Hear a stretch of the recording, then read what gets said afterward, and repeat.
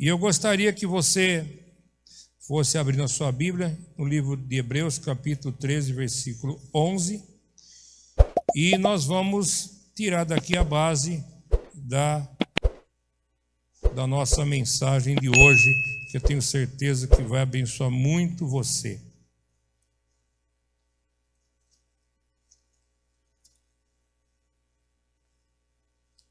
Glória a Deus. Vamos orar? Pai querido, pedimos perdão dos nossos pecados e pedimos que o Senhor fale conosco de forma precisa, de maneira que a Tua palavra edifique o nosso espírito, solucione os conflitos da alma, cure o nosso corpo, seja a força para as lutas que temos durante a semana e seja a solução, a resposta para os nossos problemas. Fala o que nós precisamos, não o que nós queremos, porque nós estamos aqui anunciando um reino que é eterno, que jamais terá fim. Por isso, ajuda-nos em nome de Jesus. Amém. Nós vamos ler aqui esse versículo. Ora, a fé é o firme fundamento das coisas que se esperam e a prova das coisas que não se veem. Veja bem, irmãos. Quando o homem estava no Éden, ele não precisava de fé. Por quê? Porque, sendo ele puro, sem pecado, juntamente com Eva, ele via os dois mundos, as duas naturezas, como se fosse uma só, plenamente integrada, o mundo visível e o mundo invisível.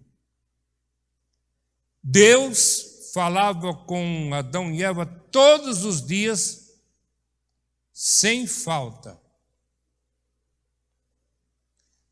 O homem era tão inteligente que ele teve a capacidade de dar nome a todos os animais. Às vezes você pode achar que isso é pouco, não é pouco, isso é muito. Pois tem gente que morou na fazenda e não conhece os passarinhos. A moçada de hoje não sabe a diferença entre um bem-te-vi e um siriri. Agora você imagina a terra com todos aqueles animais, milhares e milhares e milhares de espécies de passarinho, de peixes. Agora eles vão se apresentar diante de Adão e Adão vai dar um nome. Você pensa que é fácil, mas não é fácil. Porque existe o elefante, mas existe todas as subespécies de elefante. Até o elefante pigmeu que vive na Nova Guiné. Tem gente que não sabe diferenciar uma borboleta de uma mariposa, que as duas, elas se parecem. Elas voam, elas têm o mesmo tipo de asa, mas são diferentes. Natureza é diferente.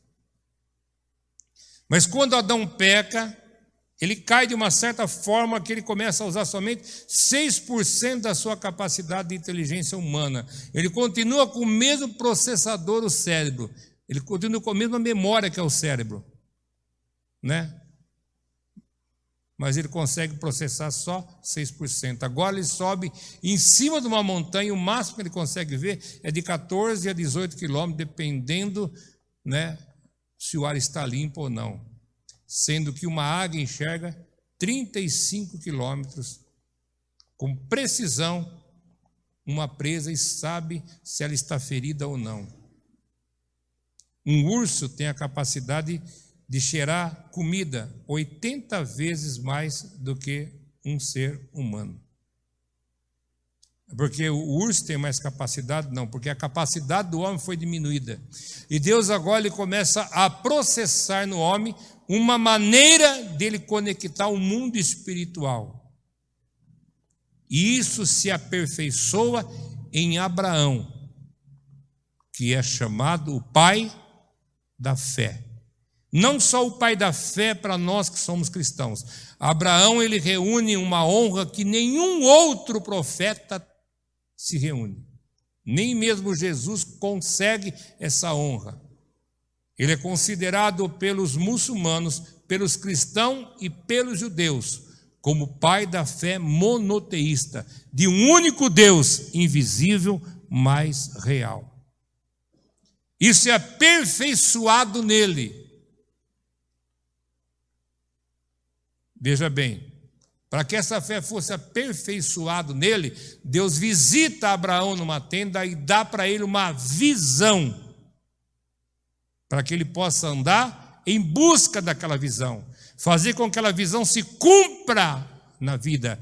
Era uma espécie de sonho, uma coisa que ele via no mundo espiritual, nas regiões celestiais, mas ele agora estava caminhando pela fé, e ele agora ia trazer todas aquelas bênçãos para cá. Qual que é a visão dele? Veja bem, Abraão ia ser expulso da sua casa.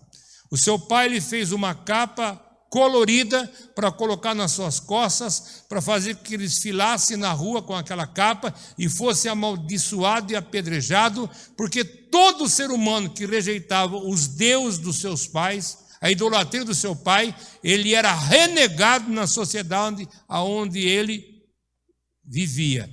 Então, antes que isso acontecesse, Deus disse: Abraão, sai para fora da tua tenda, olha as estrelas do céu e vê se você pode contá-las. Sai da tua casa, pega o que é seu e vai em busca dessa visão, porque você vai ser pai de muitas nações. Isso é tão sério que quando Salomão vai escrever Provérbios 29:18, ele fala assim: o ser humano que não tem visão, ele se corrompe. E existe um ditado baseado na Bíblia que é verdadeiro: a mente desocupada é oficina do diabo. E você precisa entender que a tua visão espiritual é a tua provisão de Deus aqui na terra. O que você consegue enxergar espiritualmente é exatamente aquilo que vai acontecer na sua vida aqui na terra. Por isso a gente tem que pegar a nossa boca e treinar a nossa boca, para que a nossa boca ela não fale palavras que nos amaldiçoem. Ontem e hoje conversei com a pastora por causa de duas palavrinhas que ela fala em brincadeira. E tem coisas, Fabinho, que nem brincando a gente pode dizer. Porque se você está brincando, o diabo não está. O diabo não brinca. Ele não brinca comigo, não brinca com você. Ele não dorme, ele não se cansa, ele não precisa dormir, ele não precisa comer. Ele fica 24 horas por dia, como ladrão à espreita, vendo a oportunidade de matar, roubar e destruir. Agora, quando ali Lucas escreve, discípulo de Paulo escreve sobre a fé, ele fala que a fé é a capacidade de você ver aquilo que não existe, mas você já enxerga com os olhos da fé e começa a esperar aquilo acontecer. E se você ler o que provém depois, o versículo 2 diz assim: porque pela fé os antigos alcançaram testemunho. Pela fé entendemos que os mundos foram feitos pela palavra de Deus, assim foram criados, de maneira que aquilo que se vê não foi feito como se aparenta. Pela fé, Abraão ofereceu um melhor sacrifício diante de Deus. Pela fé, Enoque foi transladado. Pela fé, Noé construiu a arca e salvou a humanidade. E você tem que entender que você só vive se você tiver fé, se você tiver visão do mundo espiritual. E hoje, infelizmente, nós estamos vendo que no mundo inteiro a igreja se tornou carnal, materialista, interesseira, que só vai atrás de prosperidade e autoajuda, enquanto nós deveríamos ter uma pregação sadia em todos os lugares, para que o homem e a mulher de Deus, o moço e a moça, pudessem enxergar que acima da nossa visão material existe mundo espiritual ao nosso redor. Há demônios, mas também há anjo, há o diabo, mas também existe Deus, existe Satanás tentando, mas o Salvador Jesus disse: estarei convosco todos os dias da sua vida até a consumação dos séculos. E Abraão tem aquela visão, e ele agora pega o que ele tem, a sua esposa, meia-irmã, ele pega o que ele tem de bens e ele sai. Ele sai e vai em busca da terra prometida. Eu não quero explicar isso agora, mas o ato de ir na igreja, irmãos, veja bem, no hebraico as coisas são muito mais bem explicadas, principalmente muitas coisas que são cantadas, e trechos em aramaicos é o seguinte: quando Deus estabelece um ponto de encontro para o ser humano, e isso poderia ser no monte, em determinados lugares, como foi para Abraão no Monte Moriá, mas poderia ser no vale, como foi para Jacó no vale de Jaboque. Poderia ser o quarto da casa, assim como foi para Daniel. Mas depois que veio então Moisés, ele estabeleceu o tabernáculo, com Salomão estabeleceu o templo, e depois com Cristo ele estabeleceu a igreja. O ato de você ir para a igreja significa que quando você está indo para a igreja, você é obrigado a virar as costas para tudo que tem nesse mundo. Você está entendendo, irmãos? Quando você vira as costas para tudo que tem nesse mundo e vem para a igreja, você está indo atrás da sua visão, vivendo pela fé, e o milagre vai acontecer.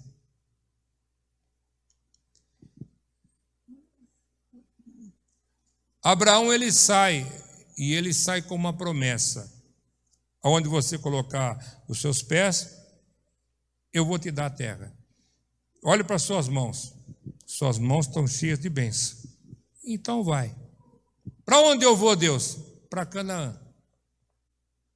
Quando ele chega em Canaã, a terra está seca, queimada. Ele fala assim: eu vou dar um pulo no Egito. Vou ficar lá uns tempos até voltar a chover. Aí eu volto para cá, a terra é minha, Deus me deu. E ele foi para o Egito e arrumou uma bela de uma confusão. Porque ele se esqueceu. A bênção não é a terra que ele ganhou. A bênção é ele. Talvez você tenha trabalhado num setor falido. Mas quando você entra lá, a bênção chegou. Os seus pés são abençoados, as suas mãos são abençoadas, os seus olhos são abençoados. A bênção chegou. E Abraão se esqueceu. Se ele montasse acampamento em Canaã, ia chover e a terra ia produzir. Abraão não aprendeu a viver pela fé fácil, foi duro para ele. Ele passou momentos bons e momentos difíceis. Ele viveu até os 99 anos, e quando ele está com 99 anos, ele fala: Deus, eu vi as estrelas do céu, que é a minha descendência, mas eu estou com 99 anos, Sara não tem mais menstruação. Do jeito que vai, Eliasar, que é um Damasceno, que é o meu servo fiel, vai ser meu herdeiro.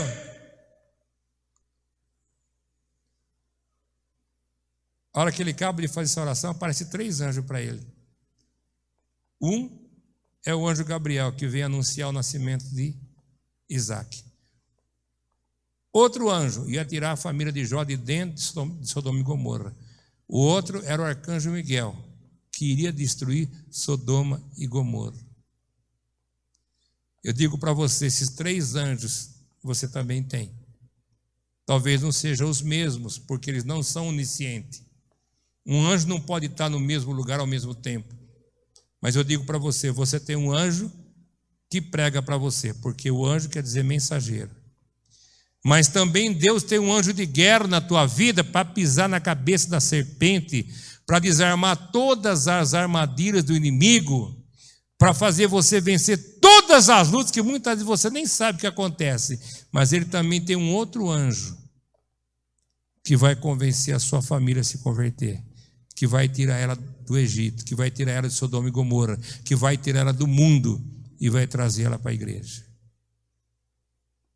O problema é que nós vivemos um mundo carnal e a gente está no meio de grande dificuldade, e a gente só olha as dificuldades, a gente sai de casa e a gente já sai muitas vezes cansado, principalmente psicologicamente, e se esquece que aquele dia é o dia que o Senhor fez para você.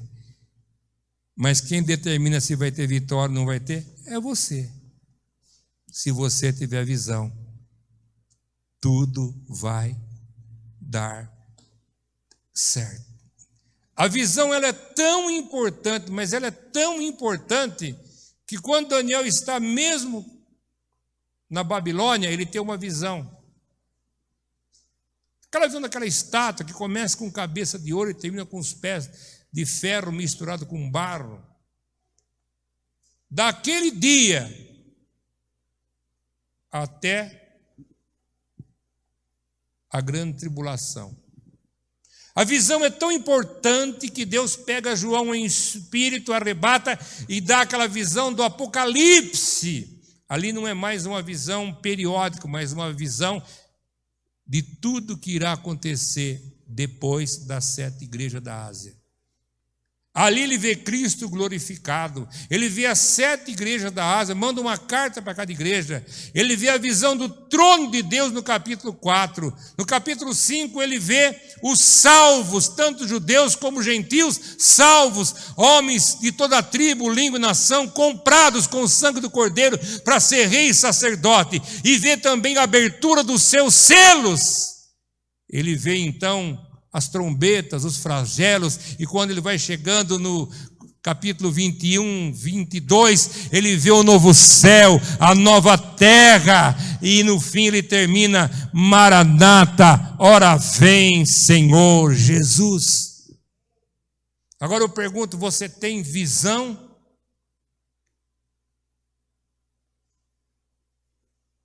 E uma das coisas ruins que essa crise fez conosco, ofuscar a nossa visão, impedir nós de sonhar. Nós estamos há 14 meses sem poder programar uma viagem. A gente vai só com urgência, só quando não tem jeito, ainda aquela coisa controlada. Não é todo lugar que você pode parar, não é todo restaurante que você pode ir, e você chega com uma mordácia e sai com uma mordácia, você tira aquilo só para comer.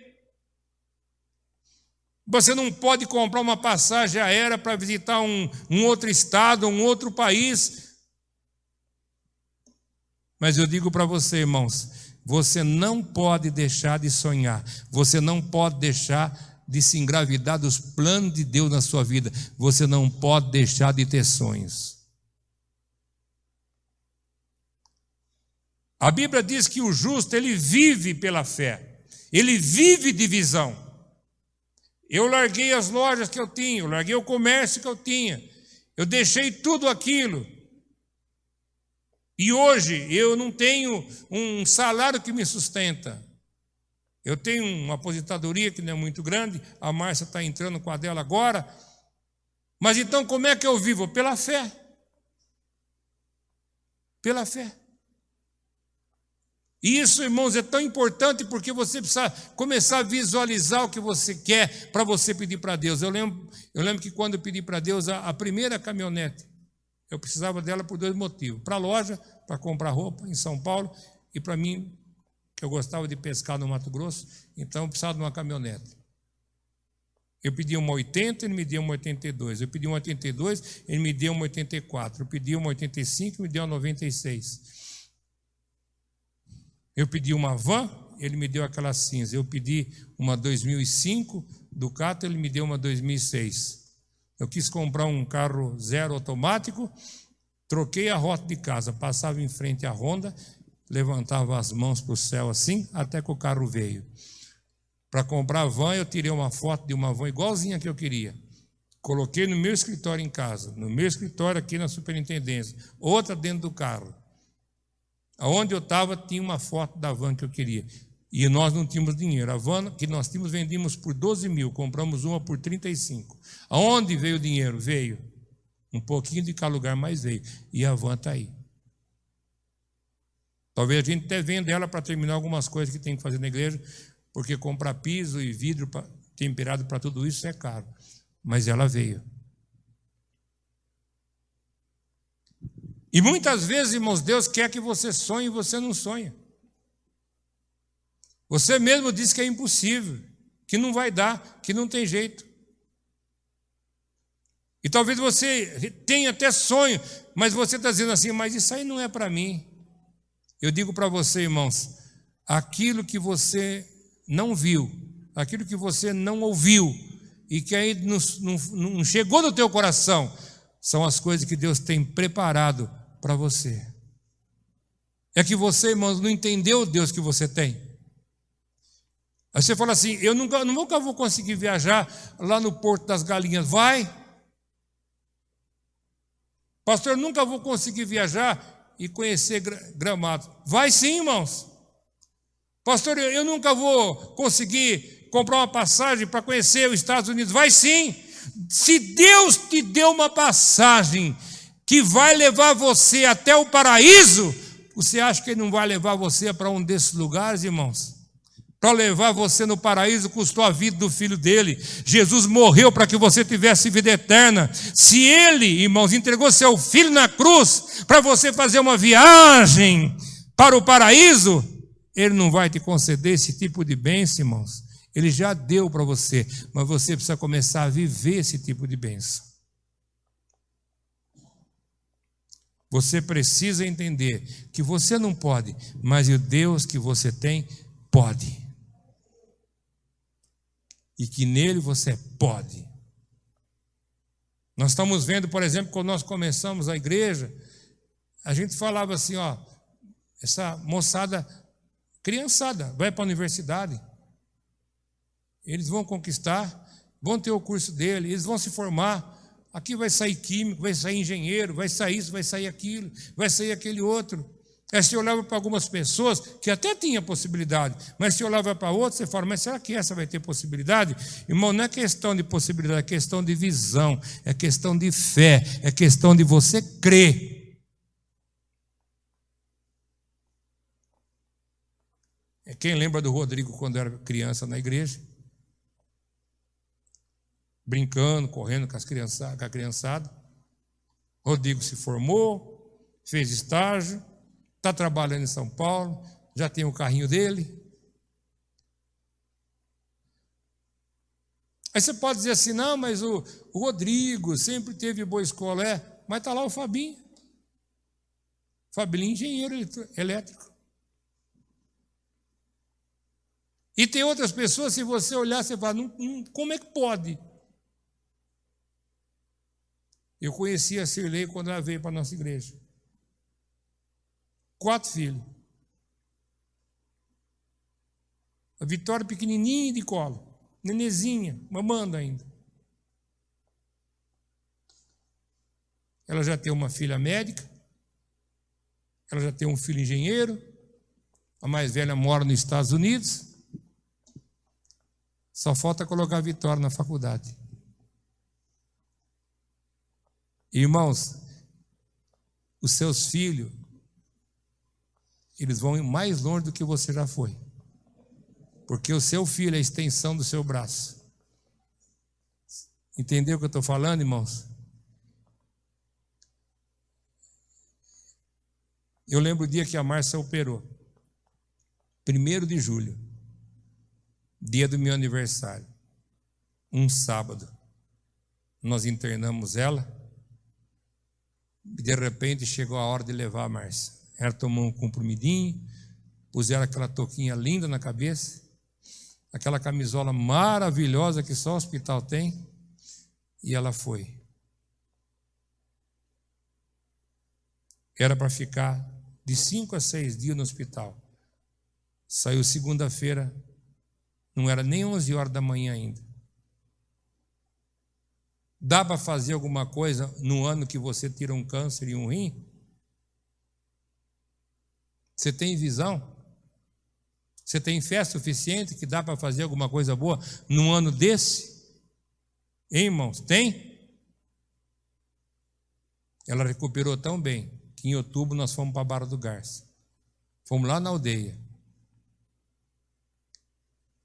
E 7 de dezembro, nós fomos para os Estados Unidos e ficamos até dia 24. Eu tinha medo de ficar 2 semanas fora. E o Gesiel falava, vai.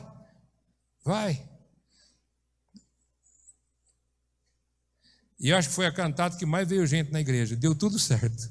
Mais certo do que se eu estivesse aqui. Sabe por quê, irmãos? Eu não tinha visão daquele ano dar alguma coisa certa. Mas o Davi chegava perto de nós e falava assim, nós vamos viajar. Pai, o senhor vai comigo para os Estados Unidos? Eu falei assim, mas como é que eu vou? Olha a situação. Não, o senhor vai comigo. Até que um dia que ele chegou lá na hora do almoço em casa, sentou na escrivaninha, abriu o computador e comprou as passagens. Irmãos, você pensa que Deus tem pouca coisa para você? Você pensa que Deus tem pouca coisa para você? Ele é poderoso. Ele quer fazer infinitamente mais do que tudo aquilo que você pensa. Mas você tem que deixar o poder dele operar em você e te dar visão. Nós não podemos nos acostumar com mais ou menos. E principalmente com aquilo que é ruim. Esse negócio de estar ruim, mas está bom. E isso, irmãos, não é para nós. Para nós é bom, porque Deus é bom e eterna a sua misericórdia que dura para sempre. Deus tem coisas boas e tem coisas grandes para você. Agora nós precisamos ter visão para ter isso daí. Eu confesso para você, quando nós chegamos nesse salão aqui, nós precisávamos mudar para esse salão. A gente precisava ter um jeito para fazer. Como é que a gente ia fazer esse salão funcionar? Tem 217 metros quadrados. Lá onde a gente estava, tem muito mais ponto para ter uma igreja aberta do que aqui. Mas nós chegamos aqui e eu precisava de uma visão.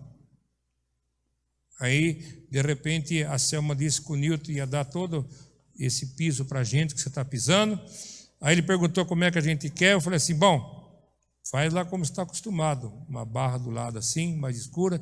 E vamos lá. Quando nós chegamos nesse salão, nós ganhamos grafiato. Nós só pagamos para colar, para pôr e para pintar. A gente entrava por aquela porta, você falava bom dia ali, o bom dia ficava ainda assim uma semana, tanto eco. Como é que vamos fazer agora? Até que Deus começou a me dar uma visão do altar de madeira, que antigamente era carpete, você lembra disso? A cortina, que também abafava o som, que hoje não tem mais, tem aqui madeira. E as paredes, que a pessoa que me deu o projeto, o dinheiro que ia ficar aquele projeto, era o tanto que a gente ia gastar para fazer tudo que a gente fez, inclusive esse escritório que tem aqui. Até que Deus me deu uma visão de colocar o carpete na parede. E nós mudamos para cá. Dia 31 de dezembro de 2008. E dia 1º de dezembro de 2008, na campanha dos 12 dias de unção para 12 meses de prosperidade, a gente já estava aqui. Por que o arquiteto ele consegue transformar um lugar feio num lugar agradável? Porque ele tem visão. Ah, mas ele estudou para poder lidar com o AutoCAD. Mas se ele não tiver talento, não adianta ele pôr o AutoCAD no computador dele, que é perder dinheiro e perder tempo.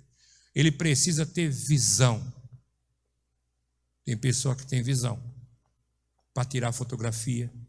Ele sabe o ângulo certo, a luz certa, o jeito certo. Ele vai no computador, ele melhora a fotografia mais ainda. E tem gente que tem um celular mais poderoso e as fotos ficam feias.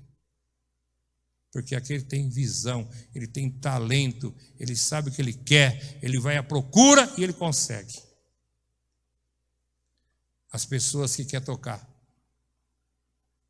que têm talento, elas têm visão.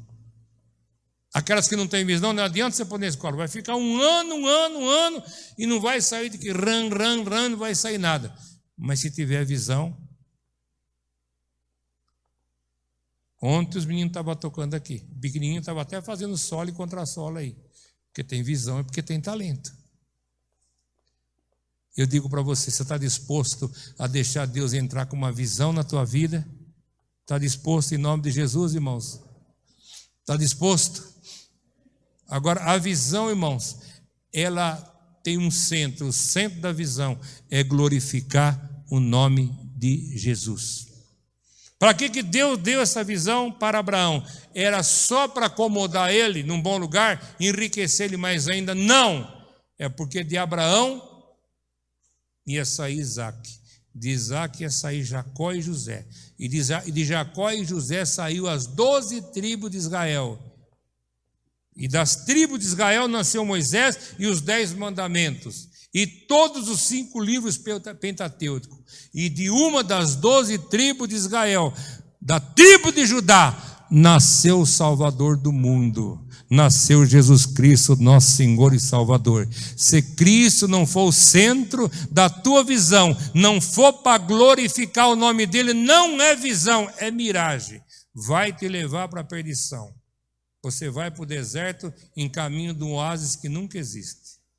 Mas quando Deus está na frente, quando Deus é o primeiro na sua vida, quando o reino de Deus estiver em primeiro lugar, quando tudo que você estiver fazendo glorificar o nome de Jesus, apesar de todas as lutas, você vai ter vitória.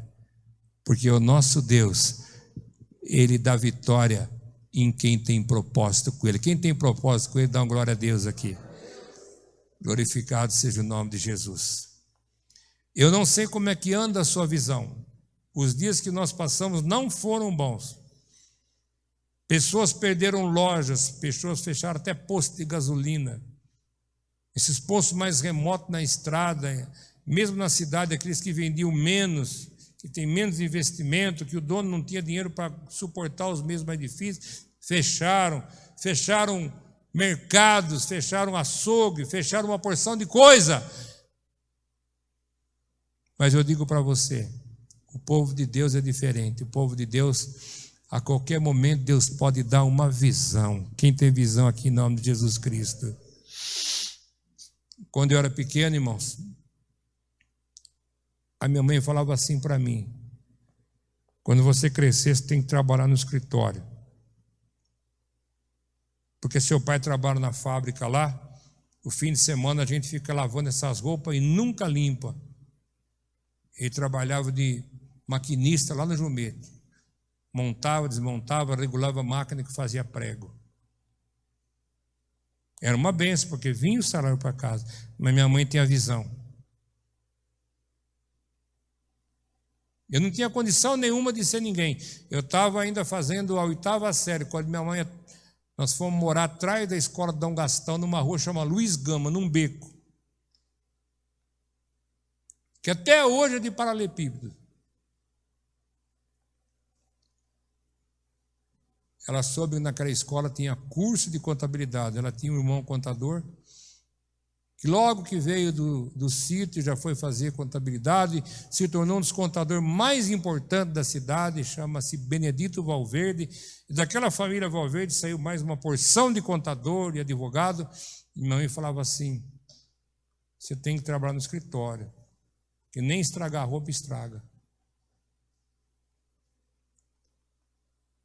Um dia ela pegou, saiu pela rua do beco que sai lá em frente de Diocesano, subiu aquela escadaria e pediu uma bolsa de estudo.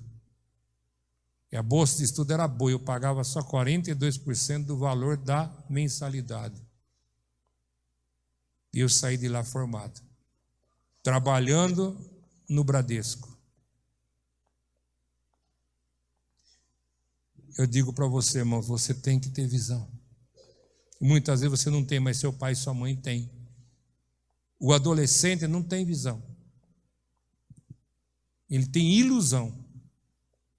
Ele precisa absorver a visão do papai e da mamãe, que já tem estrada, que já tem um caminho, que tem experiência, que sabe o que é sofrer na vida, que sabe o que é cair e o quanto é difícil levantar depois.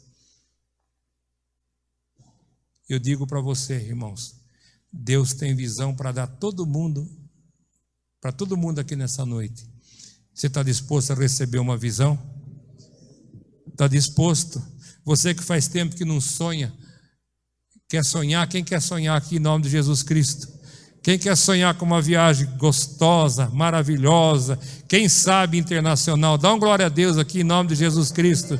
Aleluia, glória a Deus. Então nós vamos orar para que Deus possa te dar uma visão. Mas quando você tiver essa visão, irmãos, a primeira coisa que você faz, essa visão tem que glorificar o nome de Jesus.